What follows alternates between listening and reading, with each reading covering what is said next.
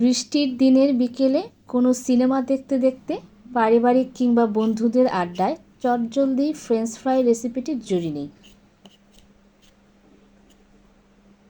3টি আলু খোসা ছাড়িয়ে নিয়েছি, তারপর লম্বালম্বিভাবে 2 পাশের রাউন্ড শেপের অংশ কেটে সরিয়ে রাখব।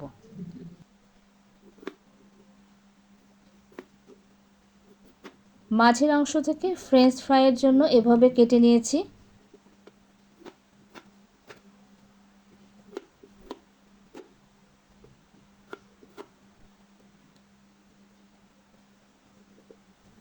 এবার ফ্রেঞ্চ ফ্রাইয়ের আলুগুলো পানি দিয়ে ধুয়ে নিয়ে পরিষ্কার ঠান্ডা পানিতে আধা চা চামচ পরিমাণ লবণের সাথে 4-5 মিনিটের মতো 50% সিদ্ধ করে নিয়েছি।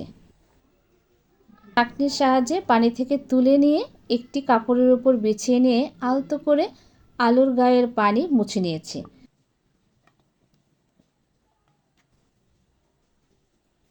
এবার আধা চা চামচ পরিমাণ লবণের সাথে 2 চা চামচ শুকনো চালের গুঁড়ো এভাবে আলুর গায়ে গড়িয়ে নেব।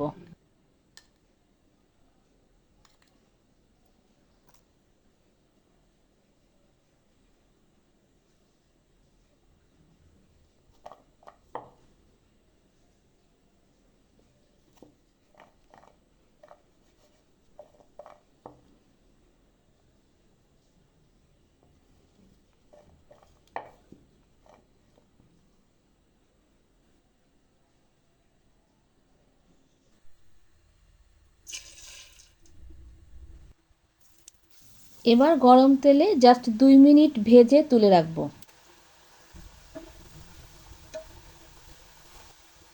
এবং রেখে দেব 10 মিনিটের জন্য।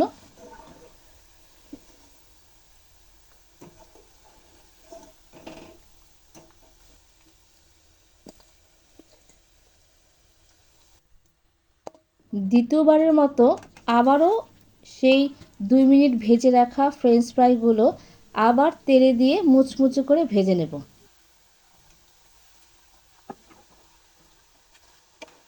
আলুগুলো অনবরত নাড়তে হবে যাতে সব দিক ভালোভাবে ফ্রাই হয়।